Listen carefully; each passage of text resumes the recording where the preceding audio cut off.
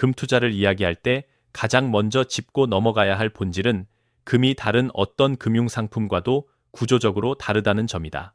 주식은 기업 실적에 따라 상장 폐지라는 극단적 위험이 존재하고, 코인은 기술, 규제, 심리 변화에 따라 하루아침에 가치가 붕괴될 수 있으며, 부동산은 유동성과 정책 리스크에 항상 노출돼 있다. 그러나 금은 다르다. 금은 단 하나의 종목이며 인류 역사 수천 년 동안 화폐이자 가치 저장 수단으로 기능해 왔고, 상장 폐지라는 개념 자체가 존재하지 않는다. 실물 금은 누군가의 약속이나 계약 위에 올라간 종이 자산이 아니라 그 자체로 가치가 완결된 실물 자산이다. 그렇기 때문에 금 투자의 핵심은 언제 사고 언제 팔 것인가가 아니라 사서 어떻게 보관하고 얼마나 오래 들고 갈 것인가에 있다. 특히 실물금은 가격이 일시적으로 조정을 받더라도 시간이 지나면 결국 화폐 가치의 하락을 반영하며 다시 올라오는 구조를 반복해왔다. 물가가 오르고 통화량이 증가할수록 종이 돈의 구매력은 감소하지만 금의 희소성은 변하지 않기 때문이다. 이 점에서 금은 투기 자산이 아니라 자산 방어 수단이자 장기 축적 자산으로 정의하는 것이 맞다. 많은 사람들이 금 투자를 어렵게 느끼는 이유는 금융상품의 관점에서 접근하기 때문이다. 차트, 타이밍, 레버리지 같은 요소로 금을 보려고 하면 답이 나오지 않는다. 그러나 실물 금은 매우 단순하다. 매수 후 안전하게 보관하면 되고 별도의 운용 능력이나 복잡한 의사결정이 필요 없다. 금 가격이 단기간 하락했다고 해서 조급해야 할 이유도 없다. 5년, 10년, 20년이라는 시간 앞에서는 대부분의 하락이 의미를 잃기 때문이다. 실제로 과거 금 가격의 사이클을 보면 고점에서 매수했더라도 장기 보유 시 손실 구간을 결국 회복해왔다. 이는 금이 가격이 아니라 가치를 기준으로 움직이기 때문이다. 또 하나 중요한 포인트는 실물금이 세금 구조 측면에서 매우 단순하다는 점이다. 실물금은 구매 시 이미 부가가치세가 포함된 재화를 취득하는 개념이며 이후 보유 과정에서 별도의 이자소득세나 배당소득세, 운용수수료가 발생하지 않는다. 금융상품처럼 매년 관리 비용이 빠져나가지 않는다는 점은 장기적으로 엄청난 차이를 만든다. 많은 투자자들이 수익률만 보지만 실제 자산 격차는 수수료와 세금에서 결정되는 경우가 훨씬 많다. 실물금은 이 두 가지 요소가 최소화된 구조를 가지고 있다. 또한 금은 자산 규모가 커질수록 오히려 더 효율적인 자산이다. 주식이나 코인은 자금이 커질수록 진입과 청산이 부담스러워지고 시장에 미치는 영향도 커지지만 금은 일정 무게 단위로 압축된 가치 덩어리이기 때문에 수억, 수십억, 수백억 자산도 물리적으로 관리가 가능하다. 이처럼 실물금은 복잡한 금융 시스템 바깥에서 작동하는 가장 원초적이면서도 가장 강력한 자산이다. 그래서 무조건 돈을 번다는 표현의 진짜 의미는 단기 차익을 보장한다는 뜻이 아니라 시간을 아군으로 만들었을 때 실패 확률이 극도로 낮은 구조라는 데 있다. 금 투자의 출발점은 바로 이 인식을 갖는 것에서 시작된다. 금 투자를 고민하는 대부분의 사람들이 처음 마주하는 선택지는 금 통장, 금 ETF, 그리고 실물금이다. 겉으로 보면 모두 금 가격에 연동되는 것처럼 보이지만 구조를 하나씩 뜯어보면 이 세 가지는 전혀 다른 자산이라고 해도 과언이 아니다. 먼저 금통장은 은행에서 제공하는 대표적인 금 투자 상품이지만 실질적으로는 금을 보유하는 것이 아니라 금 가격을 추종하는 금융계좌에 불과하다. 사고 팔 때마다 수수료가 발생하고 수익이 생기면 이자소득 또는 배당소득으로 분류돼 15.4%의 금융소득세가 부과된다. 문제는 여기서 끝나지 않는다. 금융소득이 일정 기준을 넘어서면 근로소득이나 사업소득과 합산되어 금융소득 종합과세 대상이 되며 이 경우 세율은 급격히 높아진다. 소득 수준에 따라 최고 구간에서는 40%를 넘는 세율이 적용될 수 있고 여기에 건강보험료 부담까지 추가되면 체감세 부담은 거의 절반에 가까워질 수 있다. 즉, 금 가격이 2배로 올라도 실제 손에 쥐는 돈은 절반 가까이 깎일 수 있다는 이야기다. 국내 금 ETF 역시 구조는 크게 다르지 않다.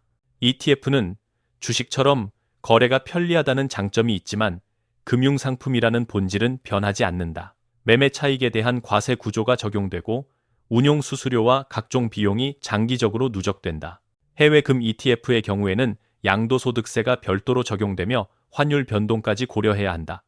투자자는 원금 100%를 부담하지만 리스크 역시 전부 개인이 떠안는다. 반면 수익이 발생하면 운용사, 판매사, 세금으로 상당 부분이 분산된다. 이런 구조에서 장기적으로 안정적인 자산 축적을 기대하기는 쉽지 않다. 금광주나 금 관련 주식은 더 복잡하다.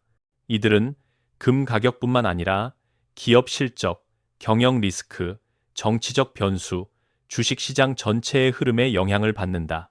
금이 올라도 주가가 오르지 않는 경우도 빈번하며 반대로 금과 무관한 악재로 큰 손실이 발생할 수도 있다. 결국 이는 금 투자가 아니라 주식 투자에 가깝다. 이와 달리 실물 금은 금융 시스템과 분리된 자산이다. 금을 사는 순간 그것은 계좌상의 숫자가 아니라 손에 잡히는 실물 자산이 된다. 보유 기간 동안 이자 소득세나 배당 소득세가 없고 매년 빠져나가는 운용 수수료도 존재하지 않는다. 가격 변동이 있더라도 세금 계산에 신경 쓸 필요 없이 단순하게 보유하면 된다. 자산이 커질수록 이 차이는 더욱 극명해진다. 소액 투자자에게는 잘 느껴지지 않던 세금과 수수료가 수억, 수십억 단위로 올라가면 엄청난 격차를 만들어낸다. 그래서 실제 자산가일수록 금통장이나 ETF보다 실물 금을 선호하는 경우가 많다. 결국 금 투자에서 가장 중요한 질문은 어디서 가장 편하게 살 수 있는가가 아니라 어떤 구조가 장기적으로 내 자산을 가장 덜 갉아먹는가이다. 이 질문에 가장 단순하고 명확한 답을 주는 것이 바로 실물금이다. 실물금의 장점을 이해한 뒤 많은 사람들이 실제로 금을 사려고 할 때 가장 먼저 떠올리는 곳이 홈쇼핑이나 백화점 같은 대형 유통 채널이다. 접근이 쉽고 브랜드가 주는 신뢰감이 있으며 정품 보장 같은 문구가 심리적 안전장치로 작동하기 때문이다. 하지만 금 투자 관점에서 보면 이 선택은 매우 비효율적이며 대부분의 경우 매수 순간부터 손해를 확정짓는 구조가 된다. 이유는 간단하다. 금은 본질적으로 재화이고 재화를 유통하는 과정에서는 비용이 붙는다. 홈쇼핑과 백화점은 그 비용 구조가 가장 두꺼운 채널 중 하나다. 백화점이 제공하는 쾌적한 매장 환경, 직원 서비스, 포장, 멤버십 혜택, 마케팅, 임대료, 운영 인력 등은 모두 공짜가 아니다. 그 비용은 고스란히 상품 가격에 전가된다. 홈쇼핑도 마찬가지다. 방송 제작비, 출연료, 송출 비용, 콜센터 운영, 물류, 반품 처리, 그리고 무엇보다 높은 유통 마진이 가격에 포함된다. 즉, 소비자가 지불하는 금액에는 금의 가치 외에 유통 시스템의 비용이 크게 섞여 있다. 투자자는 금을 사는 것이지 서비스와 포장을 사는 것이 아닌데 그 채널을 선택하는 순간 서비스 비용까지 함께 떠안는 셈이다. 특히 실물금은 매수와 동시에 재판매 가격의 기준이 달라진다. 내가 산 가격이 곧 시장에서 인정되는 가격이 아니다. 시장은 금의 순도, 중량, 형태, 그리고 무엇보다 거래 가능한 유통 기준을 중심으로 가격을 형성한다. 홈쇼핑이나 백화점에서 판매되는 제품은 골드바처럼 단순한 투자용 금이 아니라 디자인이 들어간 제품, 브랜드 유통이 붙은 형태가 많다. 이 경우 프리미엄이 포함된 가격으로 사게 되지만 다시 팔 때는 그 프리미엄을 그대로 인정받기 어렵다.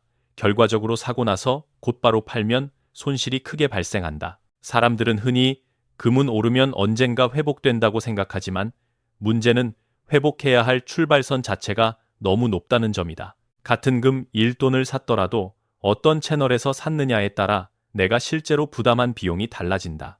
유통 마진이 두꺼운 곳에서 비싸게 샀다면 시장 가격이 꽤 많이 올라야 본전이 된다. 반대로 전문 거래 채널이나 합리적인 스프레드 구조를 가진 곳에서 샀다면 같은 상승폭에서도 수익 구간에 더 빨리 진입한다. 금은 장기적으로 우상향할 수 있지만 매수 비용 구조를 무시하면 그 장기 우상향의 이익을 유통 마진에 먼저 헌납하게 된다. 또 하나의 함정은 편리함이 만든 착시다. 홈쇼핑과 백화점은 구매 과정이 쉬운 만큼 비교가 줄어든다. 사람들은 방송에서 제시하는 가격을 합리적일 것이라고 믿고 브랜드 이미지가 가격 검증을 대신해준다고 착각한다. 그러나 금은 브랜드가 아니라 그램당 가치로 평가되는 자산이다. 따라서 투자자는 반드시 동일 중량 기준으로 가격을 비교해야 한다. 이 비교를 해보면 홈쇼핑 백화점의 가격이 시장 평균보다 높게 형성되는 경우가 많다는 것을 쉽게 확인할 수 있다. 금 투자에서 가장 중요한 원칙 중 하나는 처음부터 불필요한 비용을 줄이는 것이다. 세금과 수수료가 장기 수익률을 결정하듯 매수 단계의 유통 마진도 장기 수익률을 크게 좌우한다. 실물 금을 선택했다면 그 다음 단계는 어디서 사야 가장 합리적인가로 넘어가야 한다. 그리고 이 질문에 대한 답은 대개 홈쇼핑이나 백화점 바깥에 있다. 실물금을 투자로 접근할 때 많은 사람들이 가장 먼저 부딪히는 벽이 있다. 샀는데 왜 바로 팔면 손해가 나지? 라는 질문이다. 이 손해의 핵심은 금 자체의 문제가 아니라 거래 구조에 있다. 국내에서 금을 새로운 상품으로 구매하면 기본적으로 부가가치세 10%가 포함되고 여기에 제조, 유통, 소매 과정에서 발생하는 마진과 비용이 더해지면서 체감상 15% 안팎의 간극이 생기기 쉽다. 단순하게 예를 들면 115만 원에 산 금을 바로 되팔면 100만 원 수준으로 평가되는 구조가 만들어지는 것이다. 그래서 많은 사람이 금은 최소 15%는 올라야 돈을 번다라고 말한다. 하지만 이 결론은 전통적인 매입, 매도 방식만 전제로 했을 때의 이야기다. 지금 시장은 훨씬 똑똑해졌고 개인 간 거래와 가격 최적화가 가능한 시스템들이 등장하면서 이 간극을 줄일 수 있는 길이 열렸다. 그 대표적인 방식이 바로 중매다. 중매의 핵심은 아주 간단하다. 세금을 비싼 유통 가격으로 매번 사는 대신 이미 한 번 시장에 유통되었지만 상태가 깔끔하게 유지된 실물금을 개인 간에 연결해 거래하는 구조를 만드는 것이다. 실물금은 특성상 사람들이 험하게 다루지 않는다. 골드바는 포장 상태가 유지되고 보관도 비교적 깔끔하게 되는 경우가 많다. 즉, 사실상 새것 같은 금이 시장에 계속 쌓인다. 이 물량이 커질수록 개인 입장에서는 합리적인 가격으로 다시 매수할 기회가 생기고 매도자 입장에서는 기존 방식보다 더 좋은 가격으로 매도할 기회가 생긴다. 중매는 바로 그 간극을 연결한다. 예를 들어 내가 115만 원에 구매한 골드바를 팔고 싶다고 하자. 전통적인 방식이라면 매입처는 각종 비용을 반영해 100만 원 수준으로만 매입하려 할 가능성이 크다. 그런데 중매 구조에서는 나는 110만 원에 팔겠다. 혹은 시장 상황에 맞춰 107만 원, 108만 원에 팔겠다라고 제시할 수 있다. 그러면 구매자는 115만 원이 아닌 108만 원에 금을 살 수 있어 이득이고 나는 100만 원이 아니라 108만 원에 팔 수 있어 이득이다. 양쪽 모두에게 유리한 가격대가 형성되는 것이다. 중매 플랫폼이나 중개 구조가 가져가는 것은 그 차익의 일부, 즉 합리적인 수준의 중개 수수료다. 중요한 것은 이 방식이 단순히 싸게 산다로 끝나지 않는다는 점이다. 매도 시점에서도 기존 매입처에 무작정 가져가는 것보다 더 높은 가격을 받을 수 있는 가능성이 커진다. 시장에 유통되는 골드바와 실버바의 물량은 이미 매우 크다. 기업과 개인의 누적 거래가 쌓이면서 국내에는 상상 이상으로 많은 실물 금, 은이 돌아다닌다. 이때 가장 큰 손해는 아무 곳에나 팔아버리는 것이다. 조금만 공부하고 거래 구조를 이해하고 내 금의 형태와 상태에 맞는 경로를 선택하면 시장 상황에 따라 3%에서 5%, 때로는 10% 이상 더 나은 조건을 만들 수도 있다. 자산 규모가 커질수록 이 차이는 수치가 아니라 현금이 된다. 1억을 기준으로 5%의 차이는 500만 원이고 10억이면 5천만 원이다. 즉, 중매는 소액 투자자에게는 손실 구간을 줄이는 방법이고 자산가에게는 매도 전략의 핵심 도구가 된다. 결론적으로 실물금 투자에서 승부는 금의 방향성을 맞추는 데서 나지 않는다. 같은 금을 가지고도 누군가는 시작부터 손실이 확정되고 누군가는 손실 구간을 최소화하며 또 누군가는 매도 시점에 더 높은 현금을 만든다. 그 차이를 만드는 것이 바로 거래 구조이고 중매는 그 구조를 투자자에게 유리하게 재설계하는 방식이다. 실물금 투자의 장점은 단순하다. 금을 사서 내 손에 쥐고 잘 보관하고 필요할 때 현금화하면 된다. 그런데 많은 사람들이 이 단순함을 아무렇게나 두면 된다로 오해한다. 실물금에서 보관은 옵션이 아니라 투자 구조의 핵심이다. 왜냐하면 실물금은 계좌 속 숫자가 아니라 실제로 존재하는 자산이기 때문에 안전하게 지키는 능력 자체가 장기 수익률의 일부가 되기 때문이다. 주식이나 ETF는 해킹이나 계좌 사고가 아니라면 물리적 도난을 걱정할 일이 거의 없다. 하지만 실물금은 내가 지키지 못하면 내 것이 아닌 자산이다. 따라서 실물금을 선택한 순간부터 투자자는 보관 시스템을 함께 설계해야 한다. 가장 기본이자 가장 현실적인 선택은 집에 금고를 두는 것이다. 여기서 중요한 기준은 무게와 고정성이다. 누군가 집에 침입했을 때 금고 자체를 들고 나갈 수 있다면 금고는 금고가 아니라 포장 상자에 불과하다. 그래서 실물금을 장기적으로 모으려는 사람들에게는 최소한 쉽게 옮길 수 없는 중량의 금고를 권하는 경우가 많다. 금고는 단순히 금을 담는 상자가 아니라 사람이 소중한 것을 모으는 습관을 만드는 장치이기도 하다. 금고가 집안에 자리 잡으면 그 안에는 금과 은만 들어가는 것이 아니다. 결혼 반지, 다이아 반지, 중요한 계약서, 토지, 주택 관련 서류, 아이의 돌반지, 가족의 기념품 같은 것들이 자연스럽게 쌓인다. 그리고 사람의 뇌는 신기하게도 그릇이 생기면 채우려는 방향으로 움직인다. 금고가 생기는 순간 단순한 소비보다 자산을 모으는 행동이 강화되는 것이다. 즉, 금고는 보관 수단이면서 동시에 자산 축적의 심리적 인프라다. 물론 많은 사람들은 걱정한다. 금고를 집에 두면 도둑이 오지 않을까? 그러나 현실적으로 생각해보면 침입자가 가장 먼저 노리는 것은 눈에 띄는 현금, 노트북, 귀금속, 쉽게 들고 나갈 수 있는 물건들이다. 반대로 무겁게 고정된 금고는 시간과 소음이 필요하고 운반 자체가 어렵다. 성인 남성이라도 40kg짜리 시멘트 포대를 몇 개만 옮겨도 허리가 나간다. 금고는 자체 무게가 있고 그 안에 금과 문서들이 채워지면 더 무거워진다. 몇백 킬로그램 수준이 되면 통째로 들고 나가는 것은 현실적으로 불가능에 가깝다. 그렇다고 해서 방심하라는 뜻은 아니다.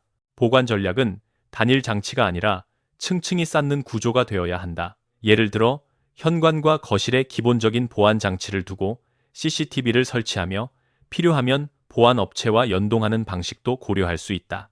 특히 일정 규모 이상의 실물 자산을 보유한다면 집의 보안 수준을 한 단계 올리는 것 자체가 투자 비용 대비 효과가 큰 선택이 된다. 두 번째 전략은 분산 보관이다. 모든 금을 한 곳에 몰아두면 심리적으로 불안해진다. 사람은 불안해지면 실수를 한다. 그래서 일정 규모가 되면 집 금고와 별개로 일부는 다른 안전한 장소에 분산하는 것이 일반적이다. 가장 대표적인 선택지는 은행의 대여금고다. 대여금고는 물리적 보안과 관리 체계가 잘 갖춰져 있어 도난 위험을 크게 낮춰준다. 다만 여기에는 또 다른 관점이 존재한다. 금융 시스템에 대한 신뢰가 흔들리는 극단적 상황을 상정하는 사람들은 은행조차 100% 안전하다고 보지 않는다. 금융위기, 전쟁, 사회혼란, 혹은 특정 상황에서 은행이 일시적으로 폐쇄되거나 출입이 제한되면 내 금고에 접근할 수 없을 수도 있다는 우려다. 실제로 이런 테일 리스크를 크게 보는 사람들은 은행 보관 비중을 줄이고 집 보관을 강화하거나 여러 장소로 더 넓게 분산하기도 한다. 세 번째는 비상 시나리오까지 포함한 선택이다. 일부 사람들은 전원주택의 땅에 묻거나 벽장 뒤에 공간을 만들고 콘크리트로 밀봉하는 등 매우 극단적인 방식도 선택한다. 이는 누구에게나 권할 방식은 아니지만 중요한 메시지는 하나다. 실물 금의 보관은 정답이 하나가 아니라 자신의 자산 규모, 생활 패턴, 위험 인식 수준에 따라 설계되어야 한다는 점이다. 여기서 반드시 기억해야 할 것은 보관 비용을 아끼다가 자산을 잃으면 그 순간 투자 전략은 끝난다는 사실이다. 결국 실물금 보관의 목적은 단순히 도둑을 막는 것이 아니다. 장기 보유를 가능하게 만드는 심리적 안정, 예기치 못한 상황에서도 자산을 지킬 수 있다는 확신, 그리고 필요할 때 합법적으로 안전하게 빠르게 현금화할 수 있는 운영 체계를 만드는 것이다. 실물 금 투자는 시간이 길수록 강해지는 자산이다. 그러려면 금을 살 줄 아는 것만큼이나 지킬 줄 아는 것이 중요하다. 안전이 확보된 순간부터 실물 금은 비로소 장기 복리처럼 작동하기 시작한다. 금과 은을 바라보는 관점에서 가장 큰 오해는 금으로 큰 돈을 벌 수 있느냐라는 질문이다. 이 질문 자체가 이미 단기 수익의 프레임을 깔고 들어간다. 그러나 실물 금은의 본질은 단기 게임이 아니라 장기 게임이다. 금과 은은 오늘 오를까, 내일 내릴까를 맞히는 자산이 아니라 시간이 길어질수록 종이 화폐의 약점을 그대로 반영해주는 자산이다. 화폐는 결국 늘어난다. 정부는 경기 침체가 오면 돈을 풀고 위기가 오면 유동성을 공급하고 국가 부채가 늘어나면 금리와 통화 정책이 다시 흔들린다. 그 과정에서 종이 돈의 구매력은 서서히 깎인다. 반면 금과 은은 인위적으로 찍어낼 수 없다. 채굴과 정제라는 물리적 한계가 있고 공급이 늘어나는 속도는 통화량 증가 속도를 따라가기 어렵다.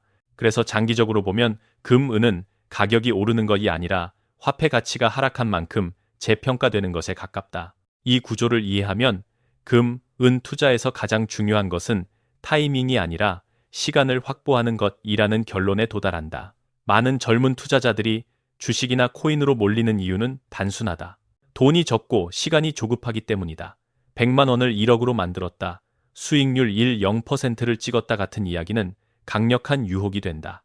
하지만 현실에서 그런 사례는 극히 일부이며 대부분의 사람에게는 확률이 아니라 서사로 소비될 뿐이다. 반대로 금과 은은 폭발적인 수익을 약속하지 않는다. 대신 잃지 않을 가능성을 높이고 자산이 커질수록 안정감을 제공한다. 전 재산이 1억이든 10억이든 100억이든 그 돈을 주식 한 종목이나 코인 한 종목에 몰아넣는 순간 사람은 불안해지고 불안은 결국 판단을 망친다. 반면 실물 금, 은은 내일 30% 폭락해도 회사가 사라지지 않는다는 확신을 준다. 이 확신이 장기 보유를 가능하게 하고 장기 보유가 복리처럼 작동하는 구간을 만든다. 실제로 금, 은의 상승은 직선이 아니다. 오랫동안 옆으로 기어가다가 어느 순간 급격히 튀어오르는 형태를 보이는 경우가 많다. 사람들은 이 구간을 미쳤다고 표현하지만 사실은 축적된 시간이 한꺼번에 가격에 반영되는 구간이다. 이때 중요한 것은 급등이 오기 전에 지루한 기간을 버텼는가다. 금을 모아온 사람들은 평소엔 변화가 없어서 포기하고 싶어지지만 한번 큰 사이클이 오면 자산 규모가 단숨에 달라지는 경험을 한다. 예를 들어 과거 몇 년 사이 금 가격이 급등했을 때 일정 기간 꾸준히 모아온 사람들의 계좌가 아니라 금고 속 자산이 한 번에 몇 배로 재평가되는 장면이 나왔다. 은은 더 극단적일 때가 있다. 은은 산업 수요의 비중이 크고 시장 규모가 상대적으로 작아 수급이 한쪽으로 쏠리면 가격 변동성이 커질 수 있다. 그래서 은은 위험하다는 말도 있지만 반대로 말하면 긴 시간 축적 후 수급이 붙을 때 레버리지 없이도 큰 파동이 나올 수 있는 자산이기도 하다. 중요한 것은 금, 은을 단기 매매 자산으로 취급하면 이 변동성이 독이 되지만 장기 축적 자산으로 취급하면 변동성이 오히려 기회가 된다. 가격이 떨어질 때 공포에 팔지 않고 오히려 추가로 모을 수 있는 사람에게는 시간이 갈수록 평균 단가가 안정되는 효과가 생긴다. 결국 금은의 강점은 단순히 안전자산이라는 말로는 설명이 부족하다. 금, 은은 투자자의 행동을 바꾼다. 급하게 벌려는 사람을 차분하게 만들고 소비를 축적로 전환시키며 단기 뉴스에 흔들리지 않게 만든다. 특히 본업으로 돈을 벌고 있는 사람에게 금, 은은 최적의 보완제가 된다. 돈을 버는 것은 본업에서 자산을 지키고 키우는 것은 금, 은으로 하는 구조다. 이 구조는 화려하지 않지만 매우 강하다. 왜냐하면 본업은 시간이 지날수록 숙련이 쌓이고 금은은 시간이 지날수록 화폐 가치 하락을 반영하기 때문이다. 두 축이 동시에 작동하면 자산은 어느 순간 로그 함수처럼 증가하는 구간을 맞이할 수 있다. 그래서 금, 은 투자에서 진짜 핵심 메시지는 이것이다. 빨리 가는 법을 찾지 말고 끝까지 갈 수 있는 구조를 만들어라. 금, 은은 그 구조를 가장 단순하게 만들어주는 자산이다. 그리고 단순함은 장기 투자에서 곧 힘이 된다. 지금까지 실물금이 왜 구조적으로 강한 자산인지, 금통장 ETF와 무엇이 다른지, 홈쇼핑 백화점이 왜 비효율적인지, 중매를 통해 어떻게 거래 비용을 줄일 수 있는지, 그리고 보관 전략과 장기 축적의 관점까지 살펴봤다. 여기서 많은 분들이 마지막으로 묻는 질문은 하나로 모인다. 그래서 나는 지금 무엇부터 해야 하느냐? 실물금 투자는 철학으로 끝나면 아무 의미가 없다. 실행은 반드시 작은 행동에서 시작되어야 하고 그 행동이 지속될 수 있도록 시스템으로 고정되어야 한다. 금 투자의 본질이 시간이라면 실행의 본질은 습관이고 습관의 본질은 시스템이다. 첫 번째 원칙은 세금과 수수료를 최소화하는 채널을 선택하라이다. 같은 일돈, 같은 10기기라도 어디서 어떻게 사느냐에 따라 시작점이 달라진다. 매수 순간부터 불필요한 유통 마진을 떠안으면 금이 올라가는 속도보다 내 비용이 더 빠르게 수익을 갉아먹는다. 그러므로 구매 채널은 편한 곳이 아니라 구조가 유리한 곳을 기준으로 선택해야 한다. 홈쇼핑, 백화점처럼 유통 비용이 두꺼운 채널은 투자 관점에서 불리한 경우가 많고, 가능한 한 실물 금의 가격 구조가 투명한 곳에서 동일 중량 기준으로 비교해 접근하는 것이 유리하다. 두 번째 원칙은 중매 구조를 이해하고 매수, 매도 모두에 적용하라이다. 대부분의 개인 투자자는 매수에만 집중하고 매도는 대충 한다. 그러나 큰 돈은 매도에서 갈린다. 특히 자산 규모가 커질수록 매도 가격의 3% 차이는 현금으로 체감된다. 실물 금은 샀다가 파는 것이 아니라 사고, 보관하고 현명하게 파는 것까지가 한 세트다. 중매는 그 과정에서 거래 비용을 줄여주고 시장에서 더 좋은 가격을 받을 가능성을 높여주는 도구다. 시장에 이미 유통된 상태, 좋은 골드바를 합리적 가격으로 사고, 팔 때도 무작정 아무 곳에 넘기지 말고 구조를 활용하는 것, 이것이 실물금 투자에서 실전 수익률을 결정한다. 세 번째 원칙은 보관을 투자처럼 설계하라이다. 실물금은 보관이 안정되면 그 순간부터 투자 심리가 달라진다. 불안하면 사람은 팔고 싶어지고, 불안은 결국 장기 수익률을 깨뜨린다. 반대로 보관 시스템이 갖춰지면 가격이 흔들려도 마음이 흔들리지 않는다. 집 금고를 선택한다면 가벼운 금고가 아니라 이동이 어려운 수준의 금고를 고려하고, 필요하다면 보안 장치와 분산 보관을 조합해 심리적 안정까지 확보해야 한다. 어떤 사람은 은행 대여금고를 쓰고, 어떤 사람은 집 보관 비중을 높이며, 또 어떤 사람은 극단적 위기 시나리오까지 고려한다. 정답은 하나가 아니라 자신의 생활 패턴과 위험 인식에 맞는 지속 가능한 보관 구조가 정답이다. 네 번째 원칙은 금, 은을 단기 수익 자산으로 취급하지 말라이다. 실물 금은 빠른 수익을 약속하지 않는다. 대신 시간이 길어질수록 종이화폐의 약점이 반영되는 구조를 가진다. 그래서 실물 금 투자에서 가장 큰 적은 시장이 아니라 투자자의 조급함이다. 특히 젊은 투자자일수록 한 방의 유혹이 크지만 그 한 방은 대부분 한 번의 실수로 끝날 가능성도 함께 갖는다. 반대로 본업에서 돈을 벌고 그 돈을 실물 자산으로 천천히 바꿔가는 구조는 화려하지 않지만 강하다. 작은 돈이, 시간이 쌓이면 어느 순간 자산의 형태가 달라지는 구간이 온다. 그 구간은 타이밍을 맞힌 사람이 아니라 꾸준히 쌓은 사람이 가져간다. 다섯 번째 원칙은 실행 로드맵을 숫자로 고정하라이다. 계획이 막연하면 지속되지 않는다. 예를 들어 월급의 일정 비율을 정해 매달 같은 날 실물금을 매수한다는 규칙을 세우는 것이 좋다.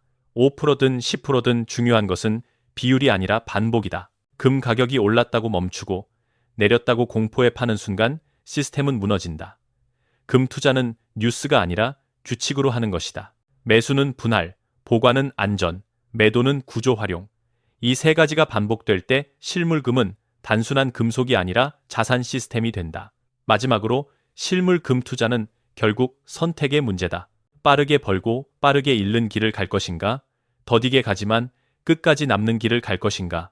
금과 은은 그 두 길 중 후자를 선택한 사람에게 가장 잘 작동하는 자산이다. 오늘 당장 완벽할 필요는 없다. 중요한 것은 첫 번째 규칙을 세우고 그 규칙을 깨지 않는 것이다.